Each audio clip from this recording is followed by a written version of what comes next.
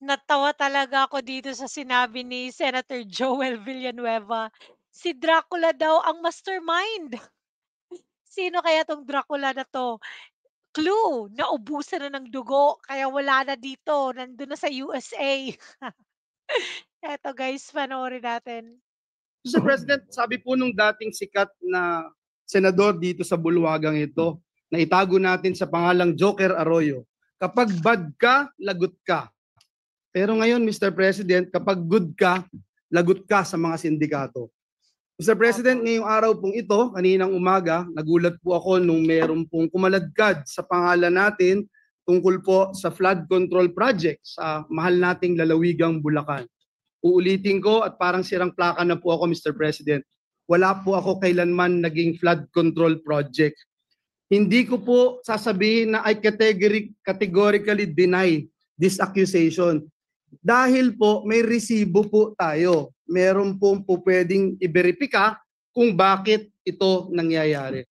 Mr. President, noon pa man tayo ay lumalaban na against this flood control issues, Mr. President. 2023, I'm just not sure, Mr. President, kung ready na po yung staff natin para i-show yung video na since 2023 ay dito po sa mismong bulwagan na ito at sa mga committee hearings, binabanggit na po natin ito. Please. Di ba? Matagal na, 2023 at sabi pa nga may ano pa dyan, may suporta pa dyan si Alan Kinausap ko Peter nitong Cayetano. nakaraang Karina, ang lahat nagsasabi, mas worse. Yung dating hanggang bewang, lagpas tao na. Correct. Yung dating hindi binabaha, binabaha na. Hindi inaabot na bahay, binabaha na. So, I don't know how else to say this, Mr. Chairman. Yung 5,500 pala na programs, projects na natapos, na ipinagmalaki ng ating Pangulo noong SONA ay patsi-patsi lang. Hindi rin nakatulong, tingin ko, Mr. Chairman, hindi nakatulong kasi patsi-patsi nga po eh.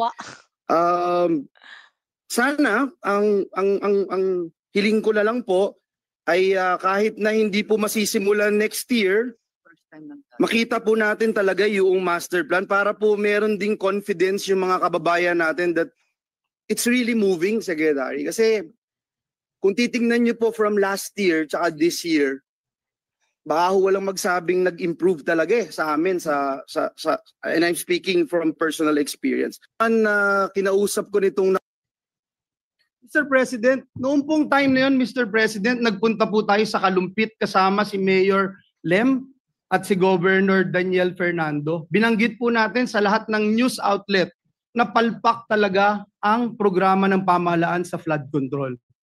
2 years later, Mr. President, ang Pangulo ng Republika ng Pilipinas pumunta rin po doon sa the same town with the same mayor and with the same governor at sinabi rin po ng ating Pangulo, palpak nga ang flood control program ng pamahalaan. Mr. President, para po tayong sirang plaka, dito sa Senado paulit-ulit, 1.4 billion pesos ang budget ng gobyerno pero nasaan po itong flood control na ito? In the same year, Mr. President, kanina sa Kamara, sinasabi in the same year, may program daw po si Joel Villanueva. Wala pong ma-verify, wala pong ebidensya, wala pong resibo. Pero patuloy po itong tinatanong. Mr. President, sabi ng matatanda, kung sino yung lumalaban, siya yung gusto nilang tamaan ng mga sindikato. And if you can't convince them, confuse them. Binanggit din po yan ni Mayor Vico Soto. Mr. President, hinahanap pa ba natin ang mastermind? Dito rin po sa bulwagan na ito, Mr. President, unang nasabi yung binabanggit kahapon ni Senate President Escudero, a name that cannot be mentioned. Walang iba kundi si Dracula, na ginawang tagapagbantay ng Kamara doon po sa National Blood Bank natin. Ngayon, Mr. President, nasan po si Dracula? Bumaba daw po yung dugo. Bakit? Kulang na po ba ang supply ng dugo? Kaya sa iba na humahanap ng dugo si Dracula? Sino ba ang mastermind nito, Mr. President? Hindi po ba ganito rin po yung ginawa sa atin 2 years ago nung nilabanan natin yung People's Initiative na may mga script na pinababasa at basa, scripted lahat. Kahit walang ebidensya, i-contempt mo. Kahit walang ebidensya, ipako mo sa krus.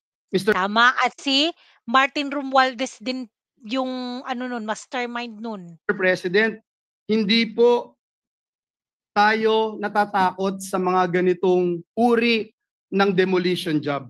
Handa rin po tayong madungisan ang ating pangalan, mainsulto o batikusin kung ito naman po ang magliligtas sa ating mga kababayan at tuldok sa anlibaha. Mr. President, let me put this on record. Alam ko po kung bakit lumabas ang pangalan ko. Kahapon ho, Ginoong Pangulo, and Senator JV and Senator Chis would attest to this. May hawak po ako ng mga affidavits ng mga taga-DPWH sa Bulacan. Pinakita ko po sa kanila at sabi ko, i-bring up ko po doon sa committee ni Senator Marcoleta. Hindi ko po ito nagawa sapagkat alam naman natin, Mr. President and Majority Leader Migs, alam natin yung nangyari kahapon. So we were preparing, I didn't get the chance to attend the committee hearing. Pero ang sabi ko nga po kay SP Chis kahapon at kay Senator JV, this is way too low. Assistant District Engineer. Para namang, bakit naman pag-aaksayahan ko ito ng panahon? And then, ito nga po, lumabas bigla kahapon ang taong ito. And I'm not trying, Mr. President, na just to defend myself and hit this pawn, Mr. President.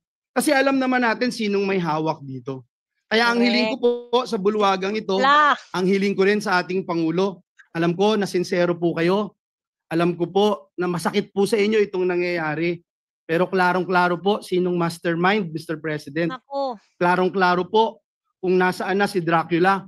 Kung bakit bumaba ang kanyang dugo. Kasi hindi na ho malaman kung saan tatago yung bilyon-bilyon o trilyon-trilyon sa labi. Hindi na alam kung saan kaya bumaba po yung dugo. At mismo si Dracula sinasabi hindi naman niya gagawin ito kung walang basbas ng amo niya. Sino ba ang amo niya, Mr. President? So may amo pala si Dracula na nag-rent na ng na bumili ng isang condominium para doon ilagay yung pera. Grabe ka, walang hiya, guys. Imagine mo yun. Bumili ng condominium para doon ilagay yung mga pera niya samantalang tayo. Wala man tayo kaipon-ipon, sapat lang sa pang-araw-araw, nakabuhayan yung mga nakukuha natin. Tapos sila, grabe, condominium guys, kasi hindi na talaga makasya sa bangko. Imagine mo Sino yun. ba ang naglagay sa kanya bilang tagapagbantay ng national budget? So yun lang po, Ginoong Pangulo, ang nais kong sabihin, Mr. President, binanggit po kahapon ng ating Senate President Chis Escudero yung mga pangalang hindi pwedeng banggitin noon.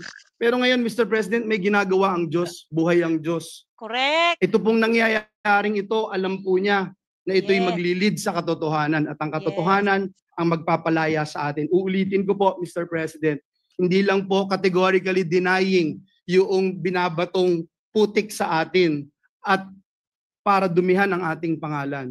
May resibo po tayo, madaling verifikahin, tayo po ay more than willing mag-undergo at sumali sa anumang investigasyon sapagkat wala po tayong tinatago. Ngunit ang hiling ko, Mr. President, atin pong alamin at siguruhin na may ebidensya yung ating mga sinasabing sangkot dito. Tama. At sa mga susunod na pagdinig, bibigay ko po lahat ng aking nalalaman. Wala din po akong sasantuhin gaya ng sinasabi ko noon pa. At Mr. President, I will never betray my principle. I will never, ever I will never, ever, Mr. President, destroy the name that was given to me by my parents, Mr. President, because it's priceless, Mr. President. The Bible says a good name should be chosen than great riches. Pinalaki po ako ng magulang ko na naniniwala ako sa langit at impyerno. Pinalaki po ako ng magulang ko na naniniwala ako that when you die here on earth, you will face your Creator and immediately into judgment. Amen. Pinalaki po ako ng magulang ko na sa impyerno, wala pong graduation. Amen. Kahit 1 bilyong taon, kahit 1 trilyong taon, Amen. pag ikaw ay nagkasala, pag ikaw ay pinarusahan ng Diyos, wala pong graduation doon. Amen. Mr. President, my duty has always been to serve our kababayans. lalong-lalo na po ang mga kababayan kong Bulakenyo who suffer from flooding year after year. And that is where my focus remains, Mr. President, finding real solutions, not engaging in black propaganda. Mr. President, I will not be distracted by lies. And instead, I affirm my commitment to the work that truly matters, serving our people with honesty and integrity. Maraming salamat po, Ginoong Pangulo.